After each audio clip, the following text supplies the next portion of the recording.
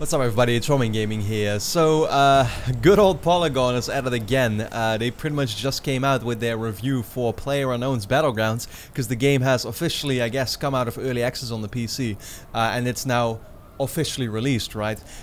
So yeah, they pretty much gave the game a review. Not just that, they gave the game a 10 out of 10 score. Some of the things they said, I'll really quickly quote them because I wrote them down. They said it's imperfectly perfect, it feels creatively complete, and in the end, like I said, they gave it a 10 out of 10 review score. I just wanted to really quickly just make a video about it, I guess, because, you know, obviously this got many people talking about it online and stuff, and I feel, if I can be really honest about it, I feel like that's just what Polygon does, is they love sparking a discussion, they love triggering gamers and getting them to, you know, check out their articles that way by, oh, like, there's always got to be something, you know, whether it's just a score that they know is going to get, you know, people talking about it, right, or it's the fact that they're complaining about, you know, violence in video games, or this SJW approach, or whatever they do. Polygon always has something to complain about, or they have something weird going on with somebody who's playing, you know, Doom or whatever, where the guy looks like he hasn't played a video game in his life before. You know, it's always something with Polygon. That's what I gotta say first and foremost, because, you know, it's just what I've noticed, and what I'd like to tell people, you know, is that don't take Polygon too seriously, because they just have this track record, and I honestly feel like most of what they do just for the clicks and just because they know that it's gonna get some type of reaction, right? But, you know, I think what is really interesting though about the discussion is, of course, you know, once again, review scores and stuff, right? And I'm quite a defender of Playerunknown's Battlegrounds. I really enjoyed the game myself, right? I've been playing it on the PC all year. Well, I guess I mainly had this period back in like June when it you know, like close to when it released, where I was really into it. Now not so much anymore, but I've been enjoying it, you know, for quite a while, and I have like 70 hours or something into the game.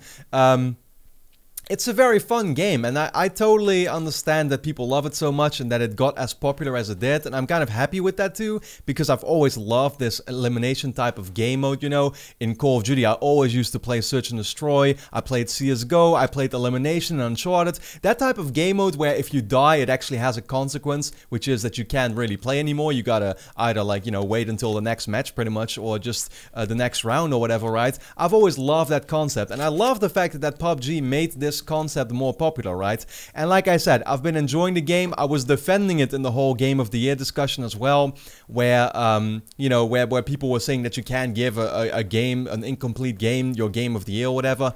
I think that's totally valid, because if it's the game that you enjoyed the most, then that's fine, right? But at the end of the day, you know, like, what are review scores? Are they supposed to be purely subjective as far as fun factor goes and if you actually enjoyed the game? Or is it also this objective thing where you gotta look at it and actually look at, well, how much content does it offer? And is it a perfectly optimized game? Or, you know, does it play super smooth and stuff? And of course, it's undeniable that PUBG has some, still, even to this day, like, you know, 8 months after it started in early access, you know, it still has some glaring issues there, right? I mean, you know, the game doesn't look too great, it's not optimized very well, there's always some server lag going on and stuff, and the frame rate, whether you're playing it on the PC or on the Xbox One, where it's absolutely atrocious, but it sometimes suffers there too. And content-wise, right now there's like 2 maps and stuff and pretty much 1 game mode, and that's about it. So, you know, the game is like, it's very basic, right? And once again, for enjoyment purposes, that's all fine, and I'm not here to like bash the game in the slightest or something, because like I said, I enjoyed the game a lot, and I think you should play it, honestly. But, or at least try it out, right? But yeah, is it a 10 out of 10 game? That's kind of the thing that I ask myself and that people get so mad about. And you know, once again, I kind of feel for myself as well that I've recently, I did it for the first time with the World War II review, and I'm probably going to keep doing it moving forward. I've honestly stopped giving games review scores, because I just think it's this thing where, you know, like yeah, what is a review score? What does a 10 even mean? Does it mean it's a perfect game? Does it mean that you yourself on a subjective level just absolutely loved it, you know, more than you would with most games? What exactly does that 10 out of 10 mean or stand for, right? And some people always want something else. Some people think that a 10 means, like I said, super objective. It means that the game is perfect, that there's no flaws to it and stuff. And some people just feel like a 10 is something very subjective, where you know, where, yeah, like it's just a game you personally enjoyed very much.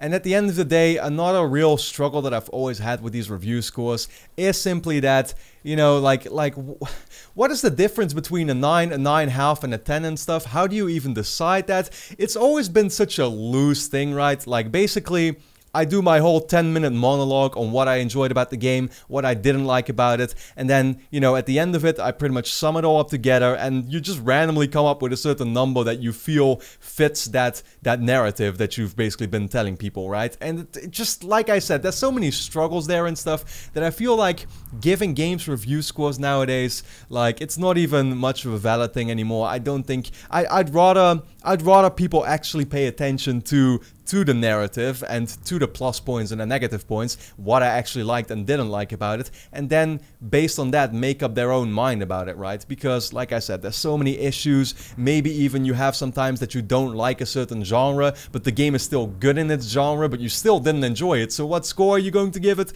You know what I mean? There are so many issues there that, yeah, that's just basically the way I've been thinking about review scores recently.